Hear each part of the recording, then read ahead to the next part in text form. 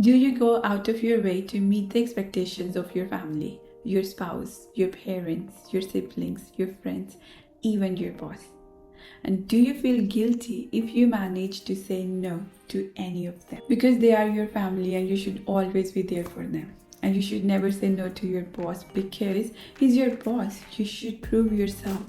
You should work hard. Do you feel judged when you say no to a social activity planned by your friends? Do you feel overwhelmed before you leave work because there is so much to do?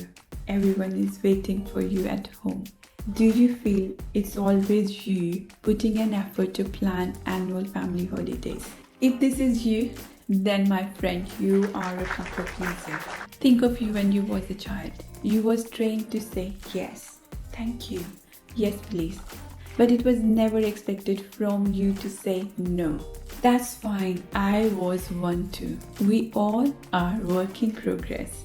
Have you ever considered how you become a people pleaser? You call it as a social etiquette that your parents taught you, but they never taught how to prioritize yourself. And most probably, they didn't know either. You see, from generation to generation, we are all trained to meet social expectation in the expense of our own feelings. While installing the essence of social etiquette, they forgot to introduce the crucial element of our life. That's our self-care. And that's why most of us are confused why to say no and how to say no. It has profound implication on how we navigate our personal and professional life. And if you will continue overcommit to yourself, you will diminish your own self-worth in personal and professional aspects of your life.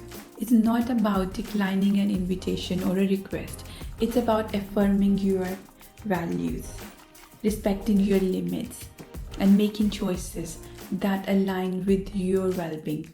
If you think your parents were people pleaser and then you become a people pleaser, and if you will continue the same, you will pass the same to your children.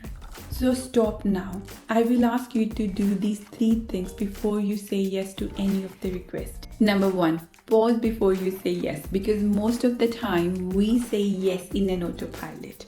But when we pause, we take that moment to reflect whether we want to do that certain activity or not. If not, then you convey that message clearly to the other person. For example, your friends invited you to watch a movie, but you was planning to sleep in early this weekend because you had a busy week. So when you get this chance to reflect, actually I would like to sleep early because I had a busy week, you convey that message clearly to your friend. Thank you for thinking of me, but this time I will skip because I had a busy week and I'm planning to sleep early. Number 2, stop saying sorry if you said no to someone. Because if you keep on saying sorry, that means you are undermining your decision and it comes across that you are making excuses or you have done something wrong by saying no. Number 3, maintain an open body language to convey that your refusal is not something personal. Making an eye contact and smile on your face can get a long way. I hope next time before you say yes in an autopilot, you will get to see whether you want to say yes or no.